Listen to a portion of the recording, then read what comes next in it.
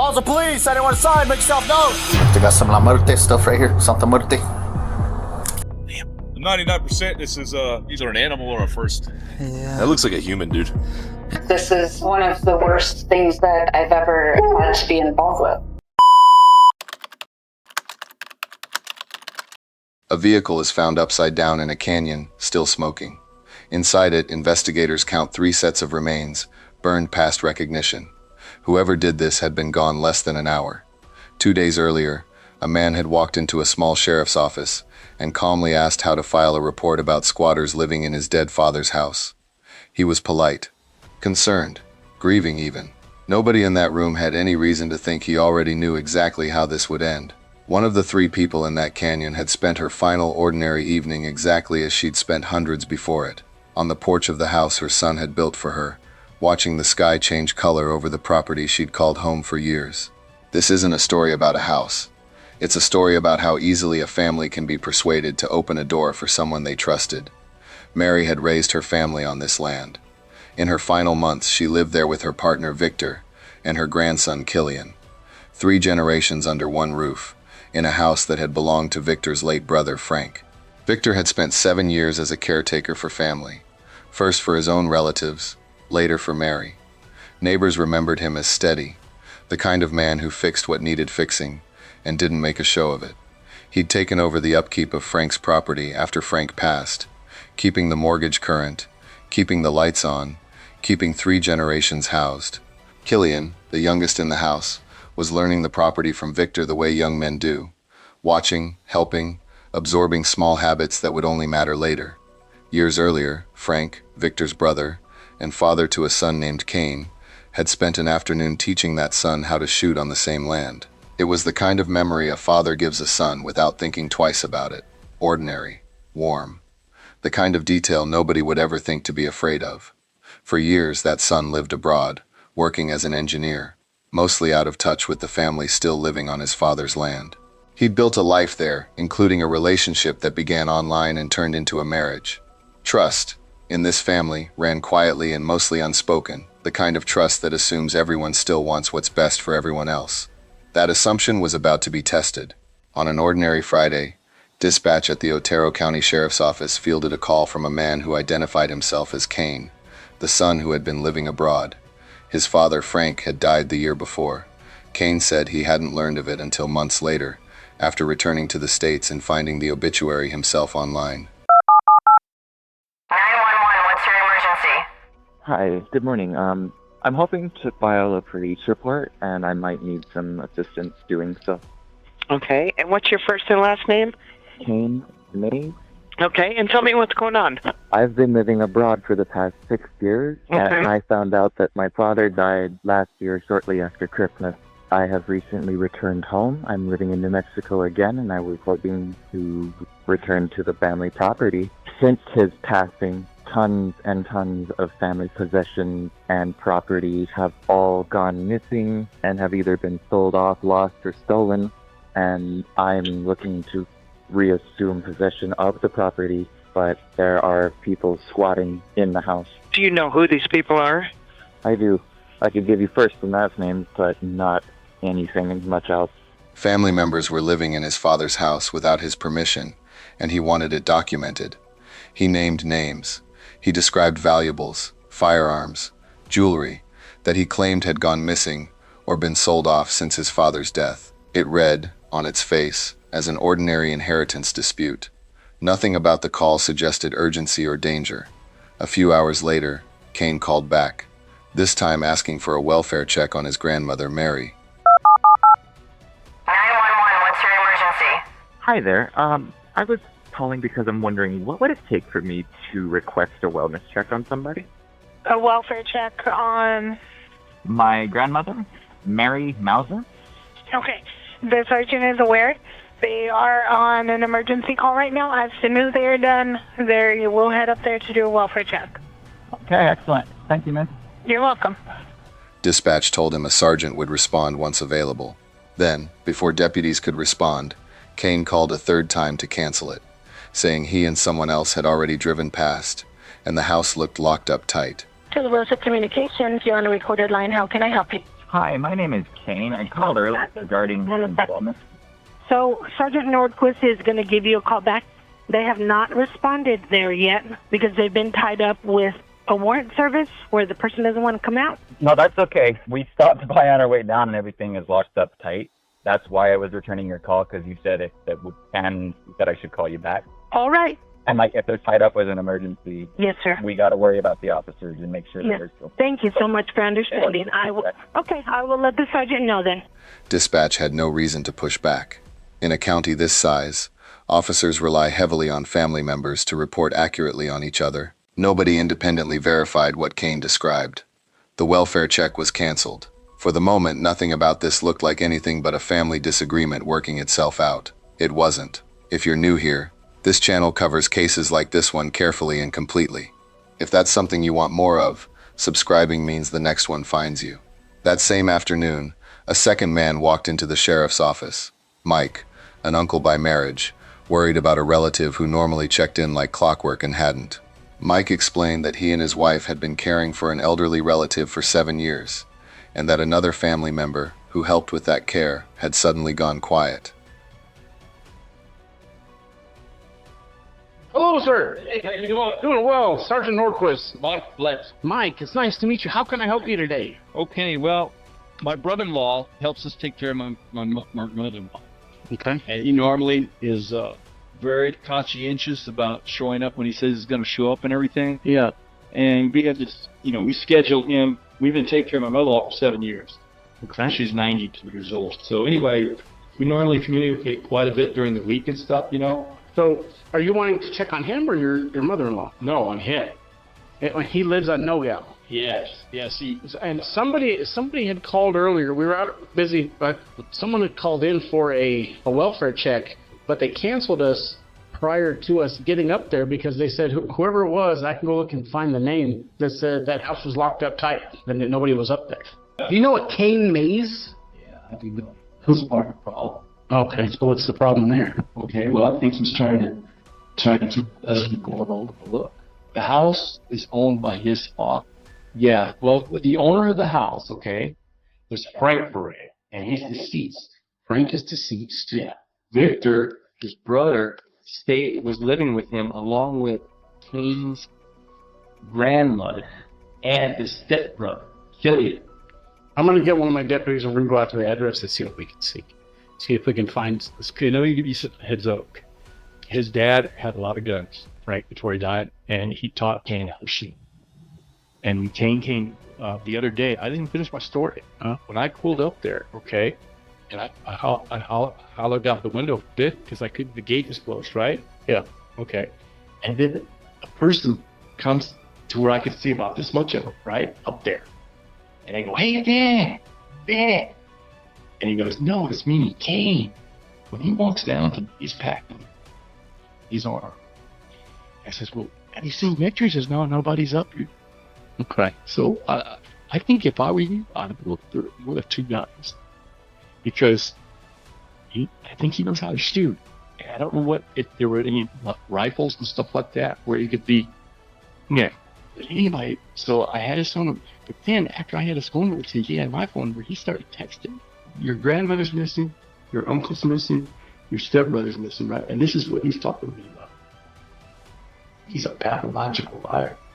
I think he's up to no good. I mean, you guys got to be really careful. He said he just got off the line with Sergeant Nordquist, or North. He never called us.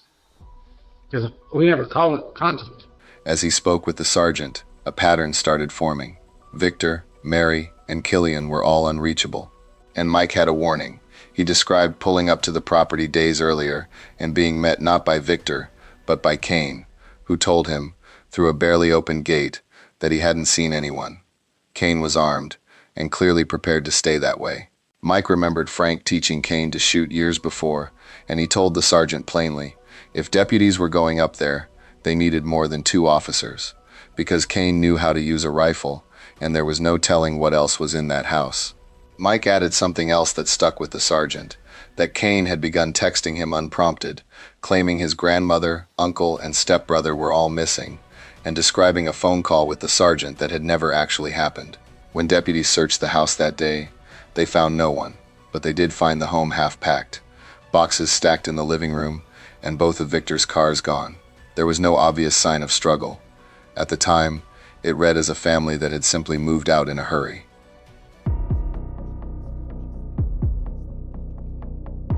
I got an open door. Sheriff's office! Sheriff's office, if you're in here, make yourself known!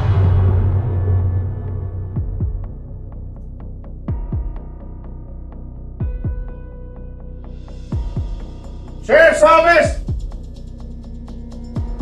Stay here with Sarge. Stay here with Sarge. Got you.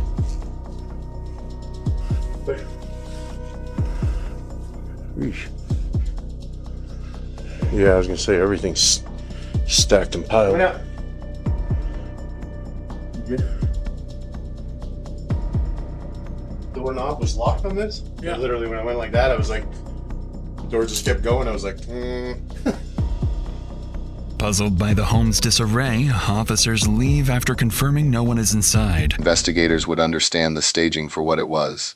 That evening, a sergeant called Kane to ask about the canceled welfare check and the strange text sent to Mike. Kane said he'd been told by dispatch that everything was fine, but the sergeant hadn't told him that, and no one else had either. The message Kane sent Mike claimed a conversation that provably never took place. It was a small inconsistency, the kind that, alone, means nothing. The kind that, stacked against everything else, means everything. We went up to that address because Mr. Bloody stopped by. Yeah, he was the one who recommended that we give you guys a call. He seemed pretty upset. He was looking for Vic. So we went inside the residence to make sure that nobody was hurt or injured. Nothing was broken into. We didn't see any signs of struggle or any signs of foul play. Did you text Mr. Bloody at all today? I mentioned that we stopped by, and I had given you guys a call and everything was okay. Who told you that everything was okay? Dispatch coordinator, I don't remember her name. Because the information that I got was that you called back and said you went up there and everything was okay. Correct. Now, what was in that text message to Mr. Bloody? That's what I'm confused with. I let him know that I had tried to call you, and the dispatch officer said that you were tied up with, it sounded like a pretty hostile situation. The way the text message reads was that you had made contact with me, and I know for sure, and you know for sure that didn't happen, so that way it looked kind of weird. A second search warrant was requested before the sun went down. If this story has stayed with you so far, this channel has more like it. Subscribing takes 2 seconds, and it means the next case comes to you. Now, what was about to be uncovered changed everything. Early the next morning, a passerby noticed smoke roughly 200 yards from the house and called it in. 911, where's your emergency? Yeah, I'm phoning about there's a fire off into the mounds area. I called before about 2 minutes ago. So we drove down the road to see if we could get a better view of the fire to help you guys out. Okay. Well, we have already found out the fire department, so we will get units headed that way to see if they can locate. Yeah. Okay. I sit at the top of that road for a second. They'll be able to see it. We'll let them know.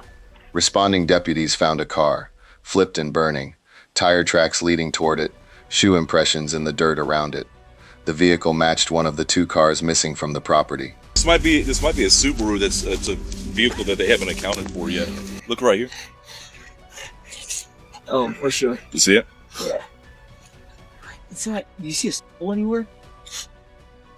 I couldn't look at it here. Just given the circumstances, this actually might be one of the missing people. What's that right there? I was looking at that too. Oh yeah. That's a skull cap right there. Yeah. It's a fuse.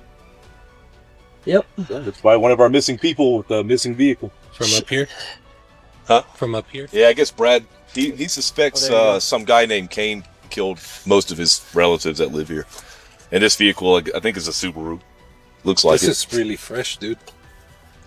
There's more over here. Yep. He had to have put it out himself, because it would have caught this whole place on fire. What the deputies found inside does not need to be described in detail here. It was enough for them to immediately suspect 3 lives had ended, and that whoever set the fire may still have been close by, since the blaze looked recent, possibly only hours old. A nationwide alert went out for Kane within the hour. There is no footage of what happened inside that house in the days before the fire. Only what was left behind to be found. More than a day passed with no sign of Kane. Then autopsy results confirmed what deputies feared. The 3 victims were Victor, Mary, and Killian. At least one had been shot in the head. The rest of the injuries couldn't be determined. The fire had seen to that. Investigators believed all three had been incapacitated before the fire was ever set. Detectives began digging into Kane's background and learned he'd been living in Canada as an engineer, with a documented history of domestic incidents involving his wife Samantha.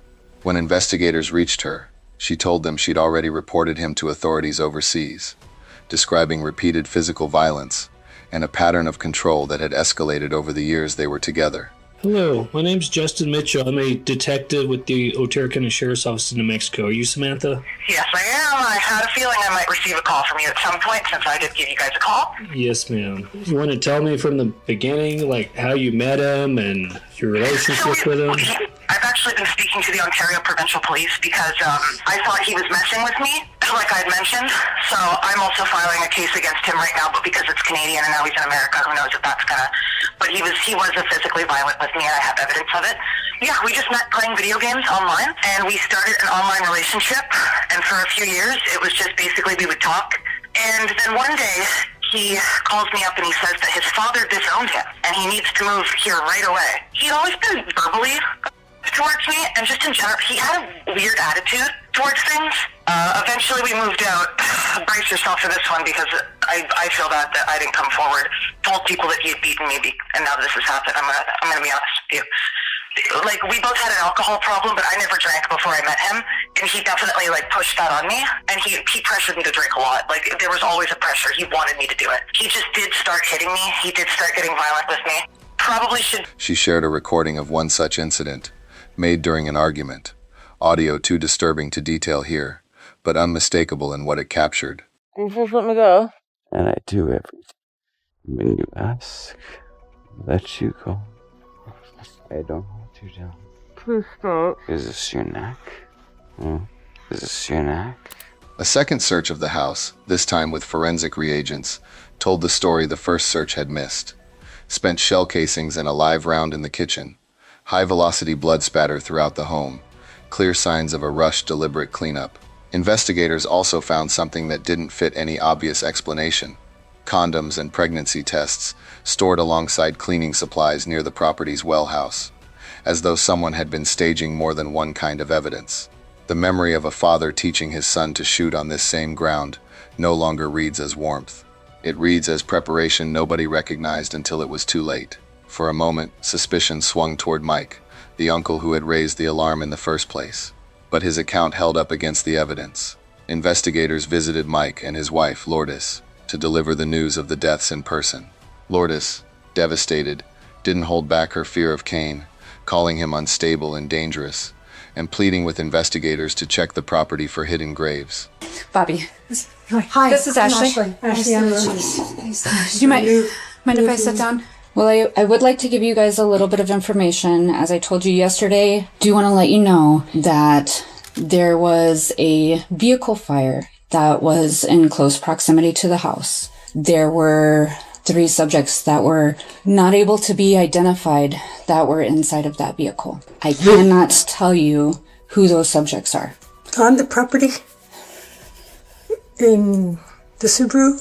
Or that? I can't tell you what vehicle it was for sure right now. Again, So you already know there are 3 people? I can't But you tell know you there's who 3 they are. people? Yes.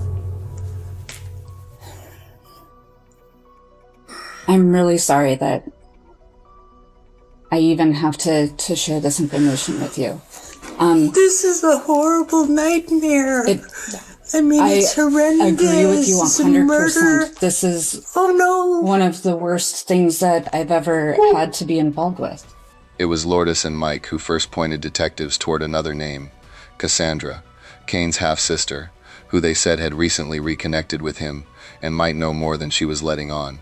The next day, before investigators could even reach out to her, Cassandra called them first, reporting Kane missing and suggesting Mike might be behind it. 911, what's your emergency? Hi, is there any way that you would mind putting in a welfare check on my brother, Kane Mays? What's the address? He told me that he was going to 680 Cox Canyon, Cloudcroft, New Mexico. 680 Cox Canyon? Yes, ma'am. He was supposed to meet up with our uncle and told me that if he didn't come back last night, and definitely if he didn't come back in the morning, that I needed to call you guys. He's been part of a missing persons thing, and Mike has been acting very aggressive and hostile towards us. The timing read as an attempt to steer the investigation elsewhere. When officers visited her home, neighbors told a different story. A man matching Kane's description had been staying there for months and had been seen driving the missing green car. Surveillance footage from a nearby store showed Kane and Cassandra shopping together with her children. Groceries, cleaning supplies, and multiple containers of kerosene, all purchased in the same trip. A search of Cassandra's home turned up documents belonging to the victims, ammunition, and a hastily abandoned stash of items hidden in a hidden basement space beneath the house. Signs, investigators believed that more than one person had been involved in the cleanup. Text messages between Cassandra and Kane, time-stamped from the day of the killings, showed her telling him to wait, and him responding that he had eyes on the front of the house, and everything looked fine so far. Occupants of 7 Morningside. This is the Roswell Police Department. Exit the front door with your hands up. Do it now.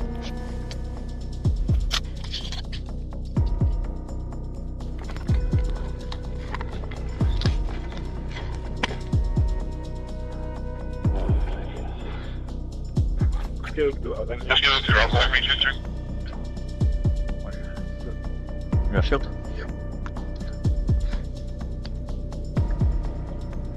Roswell Police, search warrant! I guess we're just going to boot this thing. There it is.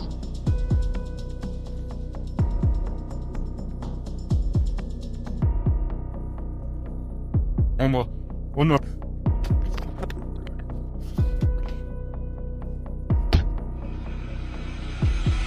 Roswell Police, anyone inside, make yourself known! Alright, we're gonna pull in. I'm gonna take left. Ready?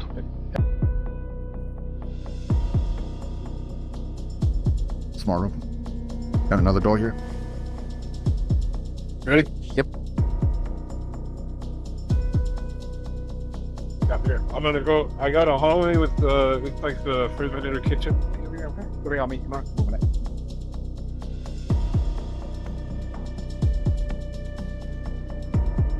Hey, Cassandra Jolly still in the lift here, huh? Look, they got some La Muerte stuff right here. Santa Muerte. There's a. See that?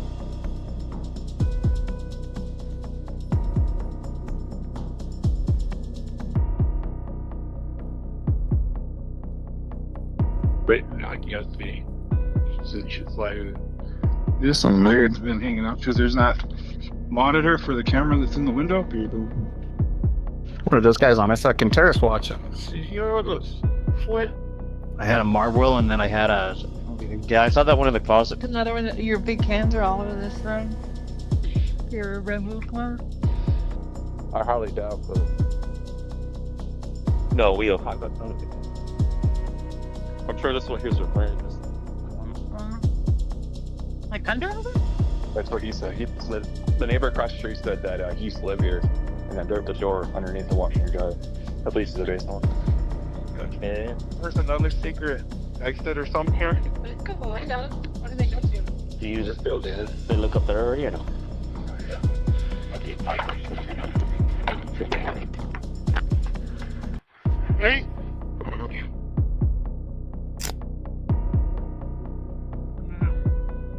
Fired up a beach nut.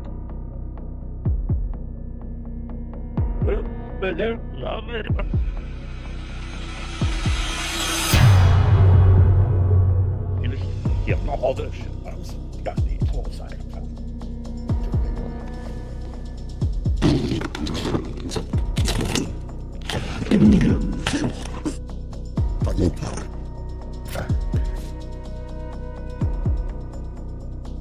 No dust on it. Oh, that don't fit.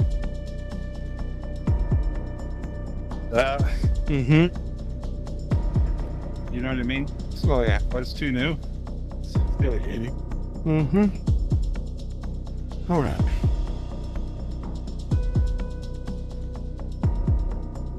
Got no water leaked and communicate internet.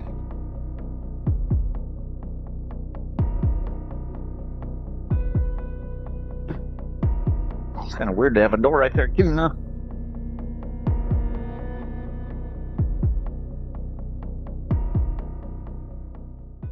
investigators tracked Cassandra's phone to a motel nearly 1,000 miles away in Mississippi. The case had become multi-state. When officers arrived, Cassandra grew visibly emotional over details she shouldn't have known yet, including the fact that a crime, not a disappearance, was now suspected. She hadn't been told that. She said it anyway. This is the kind of case that stays with you. If you want a channel that treats every story with this level of seriousness, subscribe. This is for people who want to understand what happened, not just watch it. Mr. Miss Truth. Or actually, technically I'm Douglas. Because it's not very softly. So, what's going on?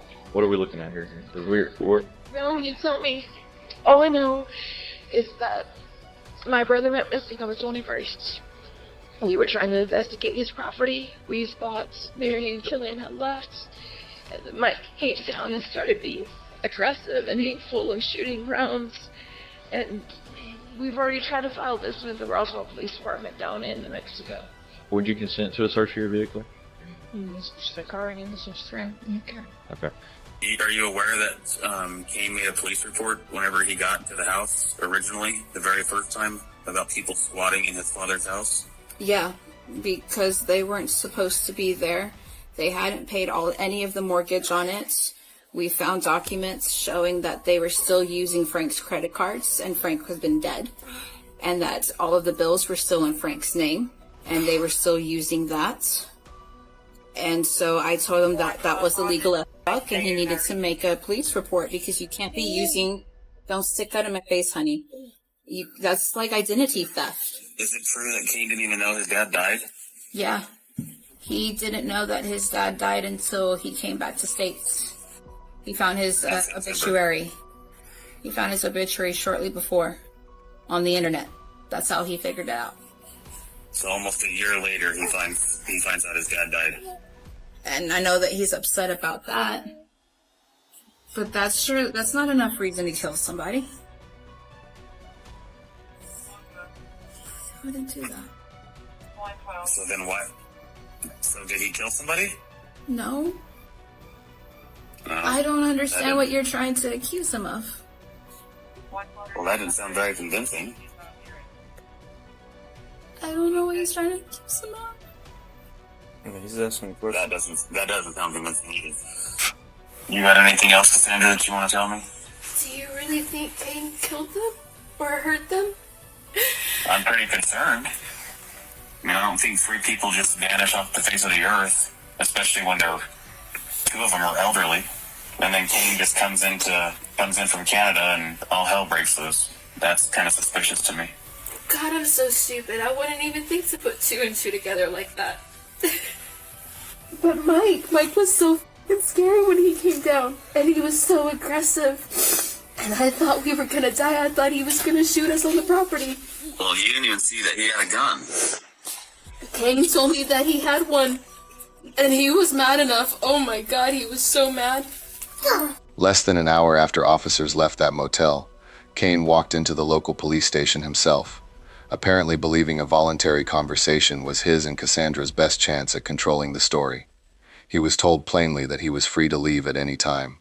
Watch, in that recorded interview, how quickly the conversation turns from concern to alibi. Kane offered investigators an account in which another uncle had shot at him through a front door days earlier, a story meant to redirect suspicion entirely. Investigators had already checked. There were no bullet holes. There was no footage of him anywhere near that property on the days in question, despite surveillance cameras running the whole time. When confronted with the gap, Kane didn't abandon the account. He elaborated on it at length. And before we get any further, I do want to let you know that you are not under Miranda rights. You are not anything like that. You are free to leave at any point. You don't have to answer any of my questions, anything like that. You can say, hey, I don't want to answer that question. If you don't want to, we can go over another question and we can skip to the next one. But I do want to let you know that you are free to leave, okay? Thank you, sir. All right. Can I ask you something? It's, on one hand, kind of nice to talk to somebody from Otero. Also, maybe a little concerning. Did we have to speak directly because I'm considered a missing person? Well, that's what I wanted to talk to you about. Is there's so many like missing persons. There's a lot of phone calls to the sheriff's office. So, like, why would somebody be saying that you're missing? And then there's also some other missing reports going on. Like, there's a lot of firearms missing, right? There's a lot of vehicles missing. I want to talk to you and get your side of the story of what's going on. I was trying to come in and speak with somebody in person. And what happened with that? On my way down to Alamogordo, I gave another uncle a phone call because I had seen him on the property and he was a very looming presence at the time. I was hoping to stop in and ask him about some things and some personal aspects that were going on. I wound up getting run off the property and had to kind of go into hiding because I know his influence and the extent of his company. Okay, well, which uncle is that? Mike Blett. So he like ran you off the property. You had questions for him. Is that what I'm understanding? Yes, sir. So when did this happen? It was when I was on my way down on the 21st. I kind of explained the situation to my sister a little bit, and I told her, if you don't hear from me, call somebody. I know I keep jumping around and just trying to confirm everything. You went to Mike's house to talk to him and he shot at you, correct? Yes, sir. Because I want to talk to Mike about that. Like, why are you shooting at people through front doors? That's kind of dangerous. That was the suite that was on the 21st. I would absolutely appreciate you taking a look. Okay. So here's the thing, Kane, is I'm gonna start going through some of your story here. Okay, that's not making sense to me. I'm not saying that you're lying. I'm just saying I don't think it's fully there yet, if that makes sense. It was kind of cut off. Can you hear me? Yes, sir. You went to Mike's house. Mike shot at you this week through the front door. You announced yourself. How come you didn't call 911? I know that they very much do not take too kindly to law enforcement. Okay. And I kind of really hope for that to be avoided. So here's the thing on that, is I have some investigators that are there at Mike's house, that have been to at Mike's house. There are no bullet holes through his front door. There are no bullet holes through the siding. They're not seeing you on his cameras at his house. So that's what I'm saying, is some of it's not making sense. So did you actually go to Mike's house and knock on the door? I did. Because you're not on camera. Did they check? And his cameras go back this week. They go back last week. I'm not seeing you anywhere on there. We had a ton of different game cams that are all on their SD cards. He doesn't have any of the chips from the 21st? No, I'm saying he has video surveillance of this week and of last week, but they are not seeing you anywhere on the cameras.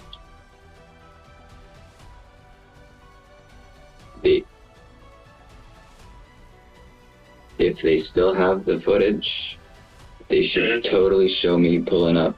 I parked along the mailbox.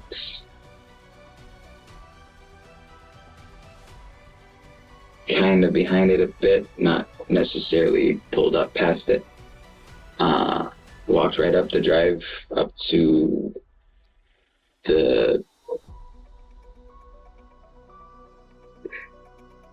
it's kind of tucked in between the slope on the hill, and then it goes into the house where the stone steps are. That metal storm door. Okay. Which one is? I'm just trying to give you a path so that you see. And that was early afternoonish. I got there between 1 and 3 o'clock, I believe it was. I have to look at the help. I don't have it. But if they have that footage still, then I'm definitely on it.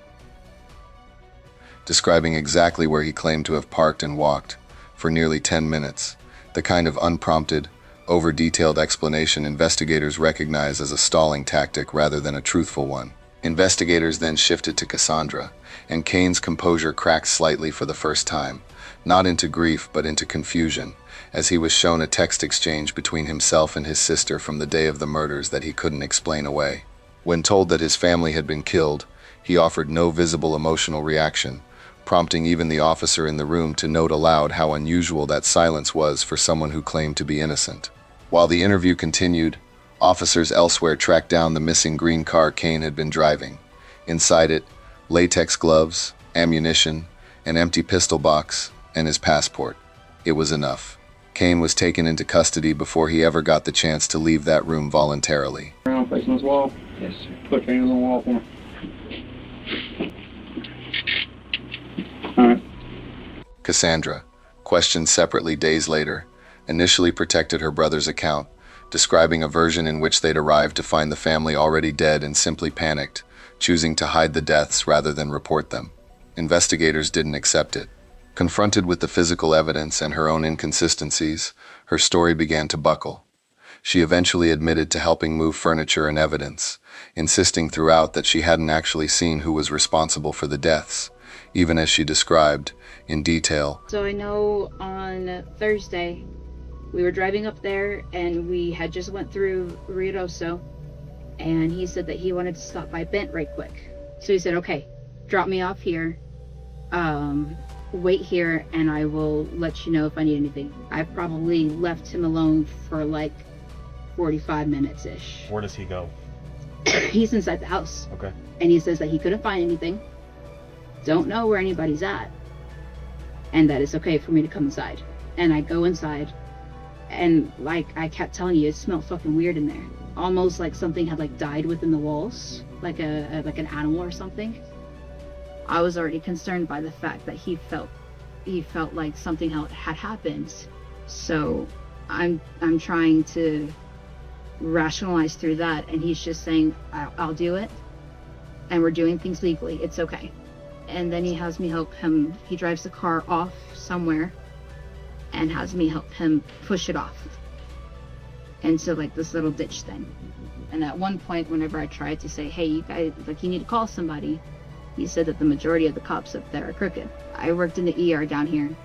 I can see how you can think that sometimes, for sure. No offense. So like oh yeah, no offense to you guys either. So now we're gonna get into my portion, okay? I don't know, there's been probably a team of 15 of us on this case. So we know a lot of stuff, we know everything about that property. And some of the stuff that you're saying does make sense and does add up. However, some of the stuff that you're saying doesn't make sense to me and doesn't add up. And quite frankly, I don't think some of it happened. But I will tell you right now, I don't feel like Kane could have done everything that he did alone. And I think he included you into a whole mess of a situation. I don't believe that you killed anybody in this house or on that property. I strongly believe that. I don't think that you had any part of murdering people. But I do strongly believe that he fucked himself and he needed help. And you're a helpful person. And he put you in a shitty spot and said, help me. I need help cleaning this property. I need help cleaning all this blood up. And I need help getting these fucking bodies out of this house. But now's your chance. I'm giving you the opportunity. Because I'm telling you right now, I have all that I need.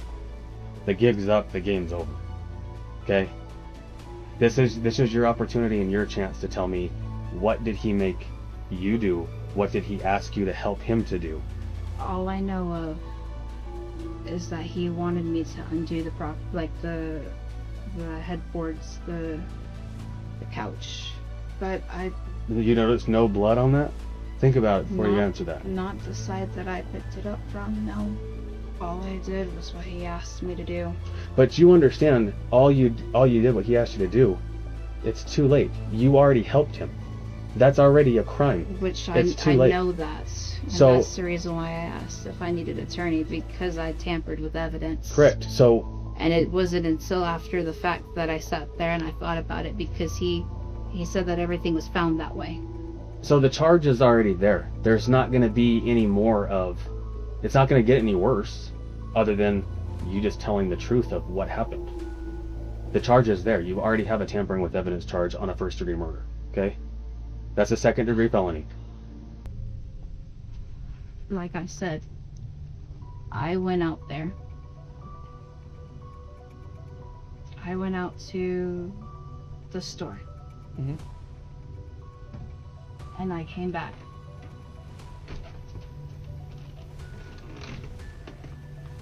He said I found them that way. He said what? That way? So what did he tell you he found? People. Four. How many people?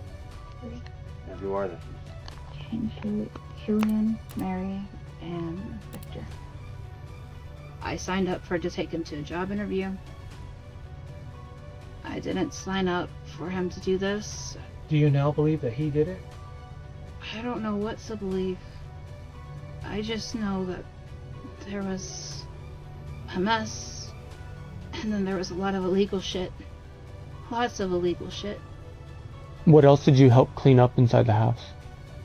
Besides the blood. And the furniture, taking it out. Yeah. And I didn't see how bad the furniture was. Did you help clean up anything else? There's so many red flags going on right now of you saying that you walked into this house and Kane telling you, holy shit, I just walked into a house and all my family's dead. Let's get rid of them. That does sound really stupid. Doesn't it sound stupid that when you say it out loud? Because I guarantee you, I walk into a house with my family dead, shit's about to hit the fan because we got to figure out what the hell just happened. And I'm calling the cops. I don't... We're telling you, we've done our research. I've gotten 0 sleep in 5 days. We're not letting this go. This is a triple homicide. Moving 3 bodies from the house to a car. Investigators didn't diagnose Kane's behavior. They didn't need to. The pattern spoke for itself across both interviews. Minimize, redirect, adjust the story only once the previous version had already been disproven. Whatever calculation drove the two of them through that week, it cost a household its future. Victor, Mary, Killian, 3 people who trusted the wrong version of family. Kane was charged with arson, aggravated burglary, and 3 counts of first-degree murder. Cassandra was charged with 3 counts of first-degree murder, conspiracy to commit murder, and tampering with evidence. Investigators believe a dispute over roughly 22 acres of family land was at the center of it. Kane returning from years abroad to find the property he believed was owed to him occupied by relatives he was prepared to remove by any means necessary. Both Kane and Cassandra remain presumed innocent unless and until a jury says otherwise, and both cases are still working through the courts. What the case exposes isn't just one family's collapse.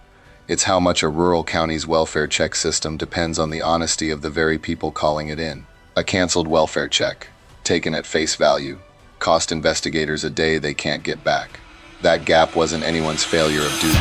It was a system built on an assumption that family members tell the truth about each other. They didn't.